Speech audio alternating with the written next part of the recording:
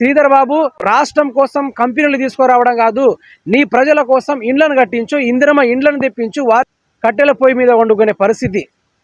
Sridhar Babu, gas లేదు ఇక్కడ, ambulance రాలేని పరిస్థితి, బస్సు రాలేని పరిస్థితి, ఫోన్ అంటే తెలియని పరిస్థితి, కరెంట్ ఎట్లుందో తెలియని పరిస్థితి, పొయ్యిల మీద పురాతన కాలం ప్రభుత్వాలు ఉన్నా కూడా ప్రభుత్వాన్ని ఓటేసి గెలిపించినా కూడా ఒక్క హామీ, ఒక్క పథకం మీ ద్వారా ఒక్క లబ్ధి చేకూరిందా అంటే ఇప్పటిదాకా ఏం లేదు. వేల కోట్ల రూపాయలు స్విస్ బ్యాంకులు దాచేసి ఆగం పాలు చేస్తూ ఉన్నారు.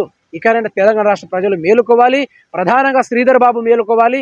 ఇటువంటి గిరిజనుల పేద ప్రజలకు ఇందిరమ్మ ఇండ్లను రేవంత్ రెడ్డి నుంచి కొట్లాడి తెస్తావా, లేకుంటే ఐటీ రంగం మినిస్టర్ నుంచి ప్రపంచం నుంచి తీసుకొస్తావా, అది నీకే తెలవాలి.